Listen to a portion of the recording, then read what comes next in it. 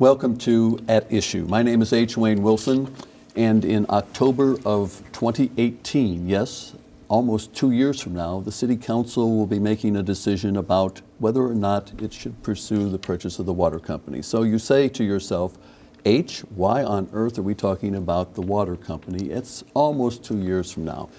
Except several things come into play here. One is there's a city council election coming up, and it's the city council that makes the decision. And two, an organization called the CEO Council has done a study on the numbers behind this potential purchase, and we're talking about a potential purchase. And to have the conversation are members of the CEO Council and of the study committee. Brent Eichelberger is with us. Brent is with the name of the committee is the Water Infrastructure Objective Study Committee. And Brent Eichelberger is also the Illinois Regional President of Commerce Bank. Thank you for joining us. Thanks, H. Also with us is Joe Glaw. Joe is on the committee as well, and he is a partner with Clifton Larson Allen, an accounting firm. Is it fair enough to say An accounting firm? And also with us, Tom Fleege. He's the chair of the committee. And Tom is also the area VP, the senior area VP of Arthur J. Gallagher and Company. Thank you for being with us. Thank you. And then Chuck Weaver is here. Chuck he's here because he's on the CEO Council, but he's also here because he is a senator representing the city of Peoria, a state senator, and equally important, a former member of the Peoria City Council, so he has a particular insight into this issue. Before we talk about the water company and whether or not the city, how much the city should look into with due diligence the purchase of the water company, what's the CEO Council, Tom? Well, the CEO Council is part of the Greater Peoria Business Alliance, which also includes the Peoria Area Chamber of Commerce. We're a group of business people who spend our time trying to improve the quality of life in Peoria. And Joe, there is this committee, the Infrastructure Objective Study Committee. How did that come about? Is there a short version of how you got involved? Well, the CEO Council each periodically picks topics that they think would be of interest to the community and asks for volunteers from the CEO Council to staff these different committees. One of the committees, or one of the topics, was this 5-year option that the city has to exercise its option to purchase the water company. And so as part of the CEO Council's activities, they asked for volunteers, and this committee was formed for those from those volunteers with Tom Fleege as chair. And Tom, the 5-year window, every 5 years, that's in the original agreement when the city sold the water company? That's correct. Original agreement was in 1889, and once every 5 years since then, the city has the option to exercise a purchase opportunity. Last time it was voted on by the city was October of 2013. Next, as you said in the opening, will be October of 2018. So Brent, when we talk about looking at whether or not the city should, and remember, this is a city decision, not the CEO councils, not the study committees. It is strictly the 11 members of the city council. But when you look at this, it's an extremely complex issue. How do you boil it down to say, yes, we're saying that we should do due diligence. You're not saying buy. You're saying, yes, we do the due diligence. How do you come to that kind of a conclusion? Well, I think when we formed the committee, we wanted to do enough work to investigate the issue just to understand, should we even pursue exercising the option, which, as you said, doesn't mean you have to buy the water company. But if you exercise your option, you do get more information to better understand and ultimately make a decision.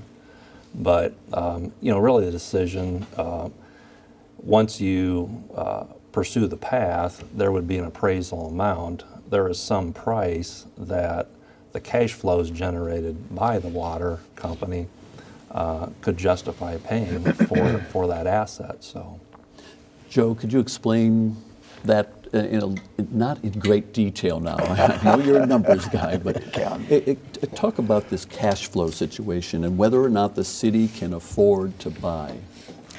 Yes, well, the basic premise here is that the water company generates cash. It has revenues that it gets from its customers. And from that net cash, if it is adequate to pay the purchase price, in other words, think of it like the principal and interest payment over a 25-year period, which is a likely bonding period for the city of Peoria. If the purchase price, if the cash flow from the company is adequate to meet that debt service, then it makes sense to purchase it. In other words, that would not require any additional revenues or any additional monies other than from the operating entity itself. So in other words, the company will pay for itself over time. And if you think about it, after 20, 25 years, the city now owns the water company, and that would have to be a big benefit. H, the best analogy would be, not to get too deep into the business weeds here, but pretty much like that house that you might be renting. If you could afford to buy the house and your mortgage payments were the same as your rent payments, would you do it? Well, you need to go inside the house and look around, and that's what we're trying to help accomplish here. We have some numbers to show you, and I think one of the first things the study committee did was, well, how much is a Peorian paying for water compared to other communities? So let's take a look at that graphic, and we'll show you that in the orange numbers are companies that are owned by Illinois American Water Company. Operated. I'm sorry, operated by, yeah. And there, you can see the prices. We'll let the audience take a look at these prices, but you can see that a majority of those orange-colored ones are toward the bottom, which means more expensive per month to purchase water. When you saw these numbers as a committee, Brent, what was your initial response? Well, I guess we wanted to better understand digging into the numbers. You know, Joe's done a great job helping us better understand, you know, the operation. Do we have more information that we need? Absolutely. But, you know, we think there's an opportunity in terms of if you own it, certainly those rates would be set more locally, if I understand that correctly. What are some of those benefits that we're talking about if the city were to buy the water company? Well, again, I want to be clear that we're not recommending the purchase of the water company. Understood. We're recommending that we look into the purchase of the water company.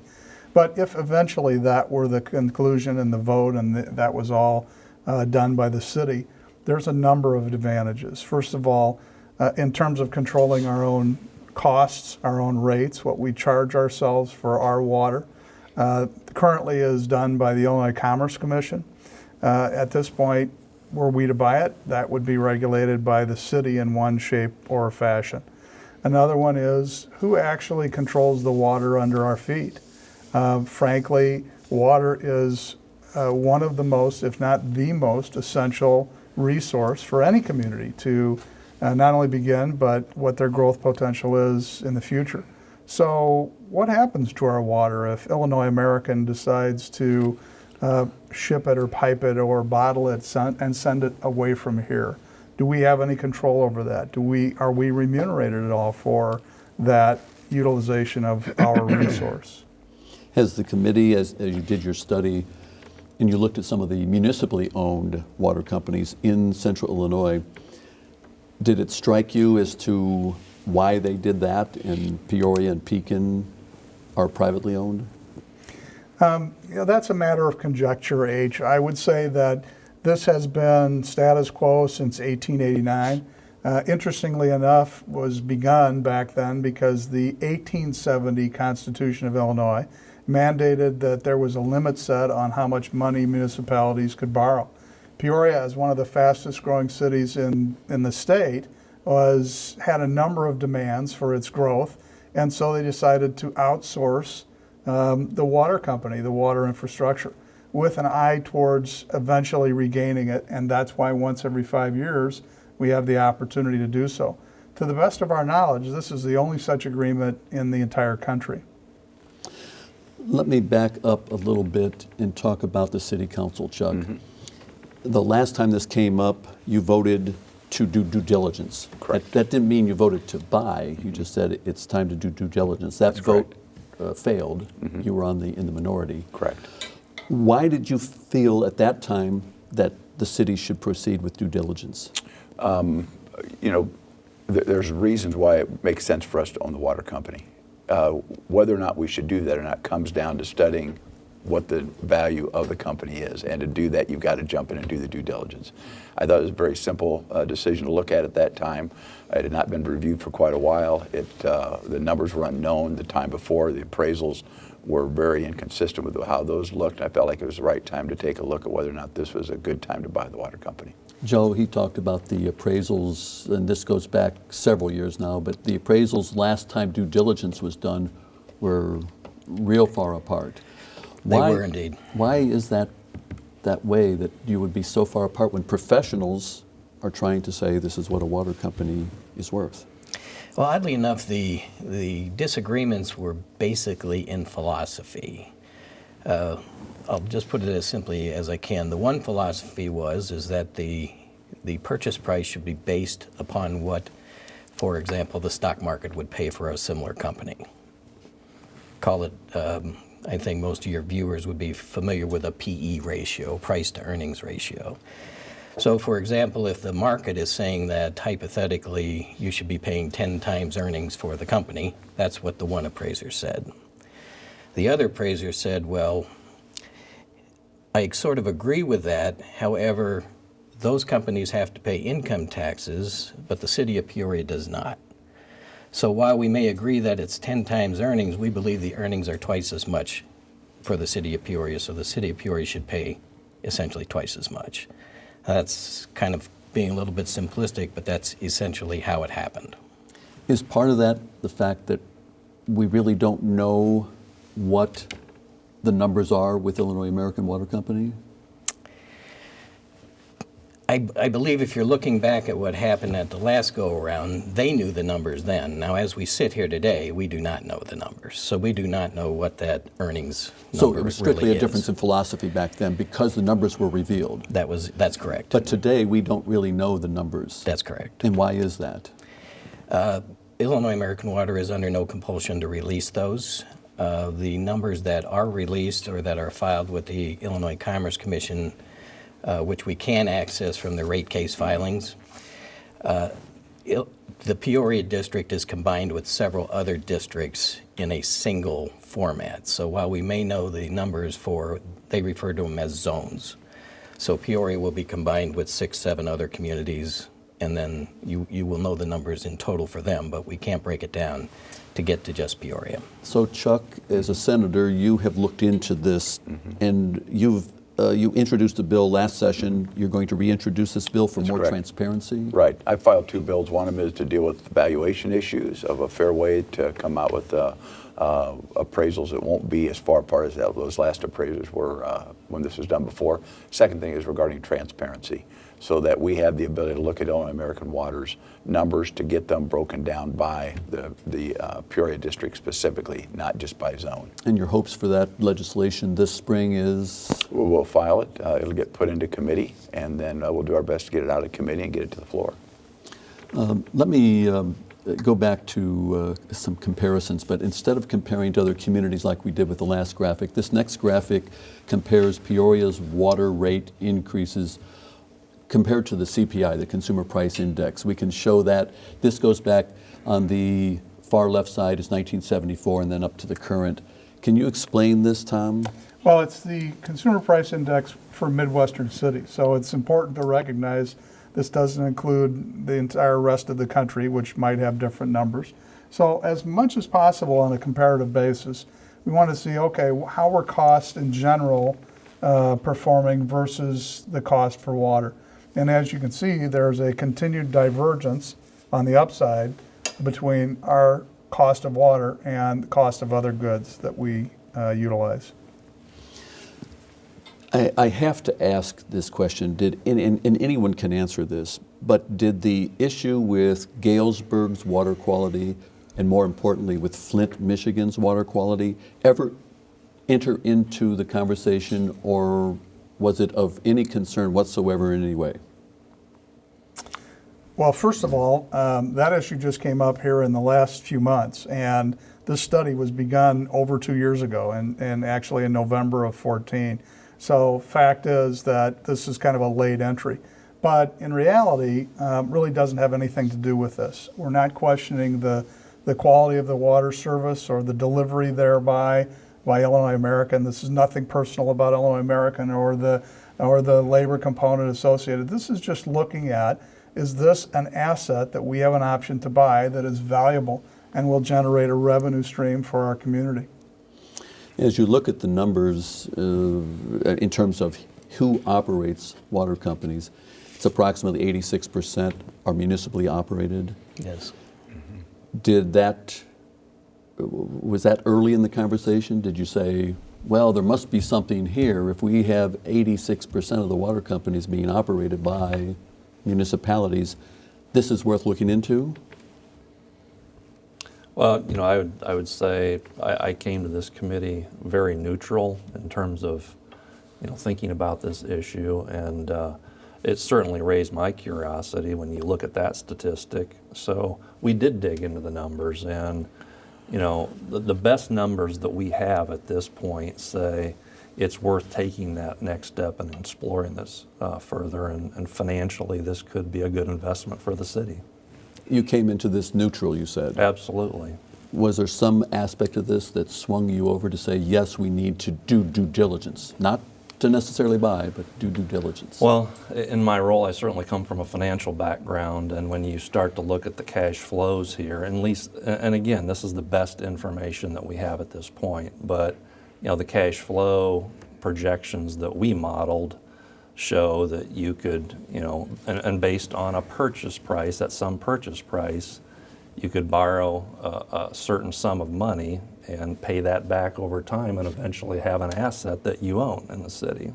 So, But I think the public's, and I'm reflecting back on past discussions, and what I heard was that, 95 million, 200 million, 300, I think 295 was the top one.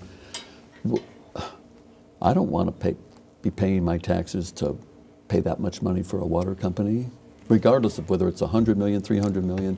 That's too much money to pay. My taxes.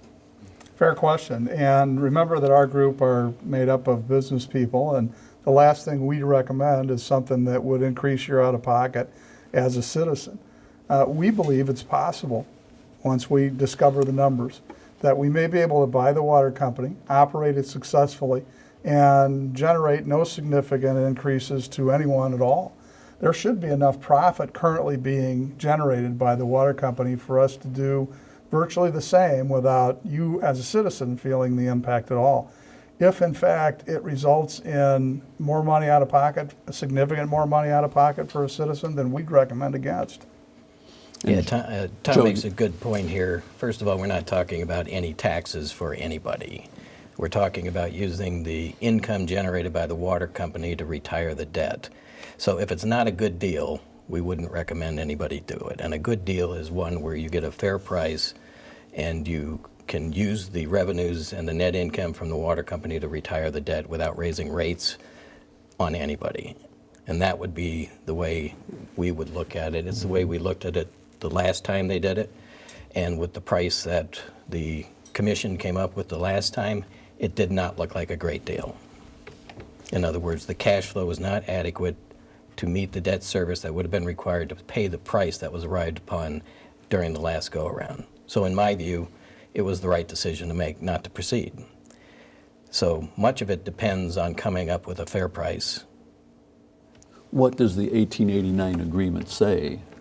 Does it force the water company to sell, in your opinion? Actually, it does not force the water company. The water company promised in the 1889 agreement, made a covenant to sell it back to the city of Peoria at a just and fair price. I'm paraphrasing a little bit, but that's what the 1889 agreement says. So now it comes down to what's a just and fair price. And the details are somewhere in the weeds here. But that's why we should move forward, in your opinion, we should move forward with due diligence. That's our recommendation, but this is really about engendering a community conversation. The last time that this was voted on by referendum in Peoria, it was put down significantly, but there was no conversation on both sides of the discussion. What we're interested in doing is not only doing the discovery that we have done, but then communicating that discovery to our citizens, our fellow citizens, and having a fair, open, and honest conversation about what it means to us. But I'd reiterate what Joe just said. This is not about additional out-of-pocket for our fellow citizens. This is about accessing an asset that is going to generate a revenue stream, possibly during, but certainly after the purchase is completed when that debt's retired. This may not be what we see in terms of our generation benefiting. It may very well be our children and grandchildren, but it's a significant asset that we could pass on to them. Who is setting the rates for Peoria and Pekin right now? Well, with regard to Pekin, I don't know how that's set. With regard to Peoria, we're in a zone that Illinois American would take a recommendation to the ICC, and then the ICC, Illinois Commerce Commission, would approve a rate that we are then charged. So some men and women on the Illinois Commerce Commission are making a Correct. decision. Are reviewing it, correct. Anybody know the members of the Illinois Commerce Commission? I do not. I think they work for Senator Weaver and the rest of the senators, though. But my point is that we've entrusted this commission to say how much Illinois Americans should make, and therefore that's what I as a citizen should pay for the water I use. If we controlled the water company, that decision would be made by people that we live with, work with, and vote for. People that are members of our community and live with us right here in Peoria. The city council. Yes, sir. Have you had conversations with other municipally owned communities that have their own water companies, municipally owned? Yes, we have. In fact, we did as part of the study, and that's part of why it took a couple of years to complete, we did a lot of research and spoke to a number of communities around the country and in Illinois to determine exactly what their experience was, both pro and con. Remember that the name of the committee is the Objective Water Study, so we did not have a preconceived conclusion about where this would go. We still don't recommend purchase. What we do recommend is that we look into purchase, that we exercise the option so we can access the numbers and find out if in fact this would be an asset that would serve our community on a long-term basis. Did any of the rest of the panel here have opportunity to talk to other municipally owned water companies? I spoke with the mayor of Austin, Texas, and that's one of the cities that owns their water company and is very positive about the results they have. Feel it's critical to how they operate their city. That is a community that does use revenues over into their city budget, and feels it's a very important part of their budget, and is very positive about their ownership. So this could be a revenue enhancer to the city, could be. In terms of It's income. definitely possible down the road. Now, no one should think that this is a gold mine out there from day one. They're going to slash, the water rates in half because they have to buy the company. So much of the cash flow that's currently being generated is going to have to go to debt service. However, over the long term, if you think about it, it's just like your house. Once you've paid it off, there's a substantial revenue stream that previously used to go to debt service that is no longer required. So I'm sorry, Excuse me, no, Senator, it does have, absolutely, if there's a fair price and the city can afford it, the long-term financial benefits would be significant. Think about those circumstances, how often you hear about us kicking the can down the road with regard to next generation and how we hurt them. This is one of those rare exceptions where we can do something today that's actually going to help future generations. I don't think any of us are looking for, in the event there's a purchase, quick return coming back to the community. The cash flows be used to pay for the business, just as Joe was saying, but after that, there could be a much greater benefit to the community. And real briefly, as we conclude the program, education is next.